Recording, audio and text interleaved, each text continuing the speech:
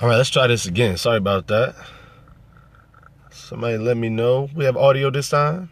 Can you hear me? Can you hear me? Audio? No? Yes. Yes. And there was sound. Good morning again, everyone. Good morning. I'll just give a second for everyone to kind of catch up. And for those who are sharing, I want to say I appreciate it in advance. Thank you so much for just helping us spread the gospel, for that is the goal.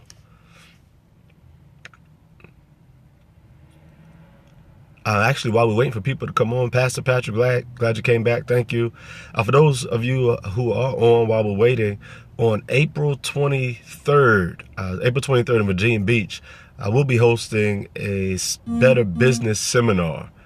You can get more information about that at cmileadershipcoach.com. It's a great opportunity for those who have started businesses, or those who are launching ministries, or those who already have either of those, and you just want to kind of figure out and learn how to expand them and grow them further. The Great Commission is still true. Go ye therefore into all the world. And we want to make sure that we give people opportunity to do that. All right, good morning. Let's go ahead and kind of jump into the Devo, and I'll try to cut it short just for time purposes. I know you guys have dedicated this moment. I appreciate that. Listen, we are in the All Aboard series, again, talking about these different ships that take place in the Bible. We concluded with the Noah story, where Noah was on this ship, this ark, for 150 days, but he's there with all of the animals.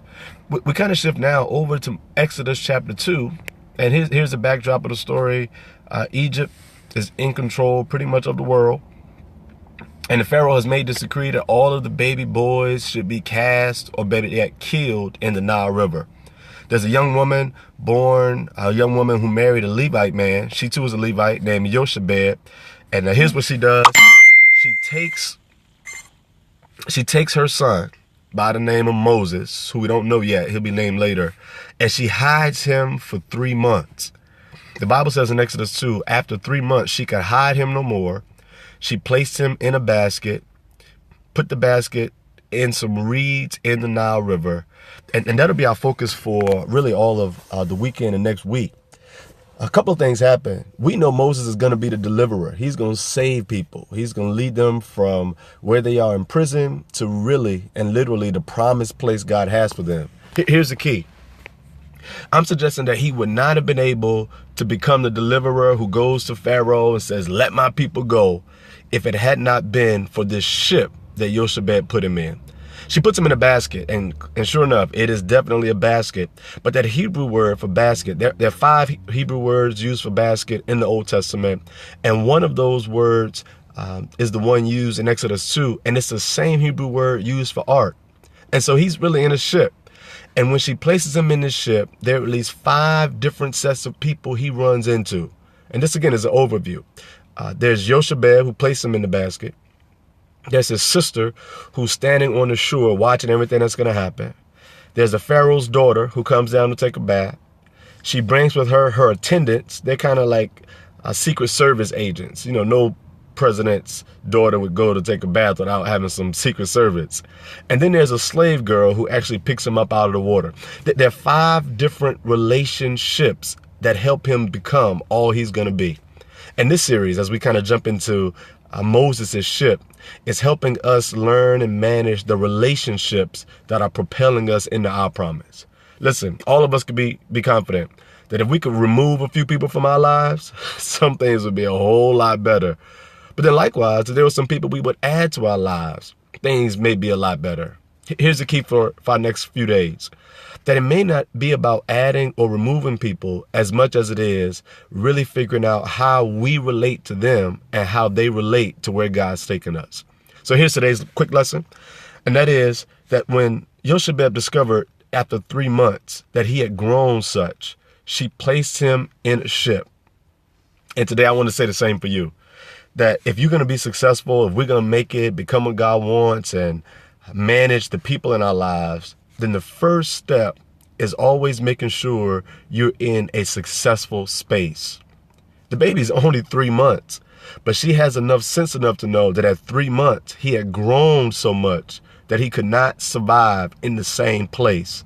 She moves him from the house down to the Nile. She moves him from being hidden under beds to now being tucked behind the reeds. She picks him up and lifts him from being wrapped in cloth to actually being placed in a basket, a ship. And I wonder if you really looked at where you are, because sometimes your success is literally based on where you are geographically, where you are financially, where you are emotionally.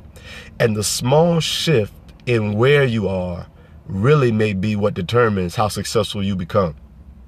Notice, it happens over and over in the Bible. There's this guy named Abraham, and Abraham was surviving in one place. Matter of fact, from what we know, nothing was going on bad. But God says, Abraham, I want you to go to a place I'll show you.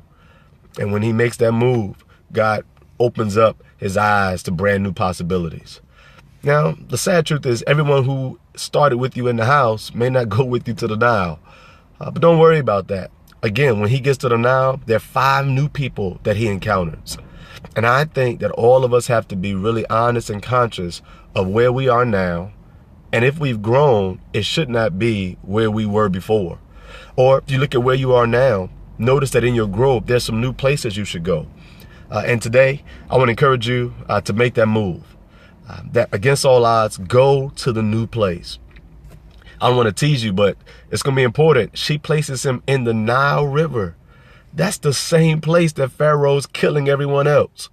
Because sometimes your move may not be as comfortable and may not be as luxurious as you want it to be. But remember, God can do strange things in strange places. He can give birth to kings in mangers. He can rescue boys who are placed in hot furnaces and deliver prayer warriors who are placed in lion dens. Your move may not necessarily be up. It may not necessarily always be to what looks the best. But as Jochebed, a mother, takes her 3-month-old child, places him in the Nile River and walks away, we discover that there is some success based on the space you're in. Hope today was helpful. I hope it also kind of gave you a teaser to come on back because the next few days we're going to look at those 5 relationships that Moses encounters that literally deliver the deliverer. Hope you have a great day. Thank you guys for joining in, especially for coming back after we were disconnected. Be blessed today and identify your successful space.